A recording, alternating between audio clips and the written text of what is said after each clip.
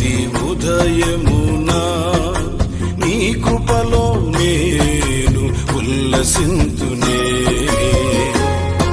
నీ రక్తాభిషేకము కడిగెనే నా ప్రాణాత్మ శరీరమును.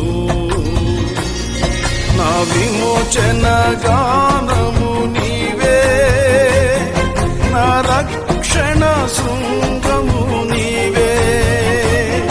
నా విమోచన గానము నీవే, నా రక్షణ శృంగము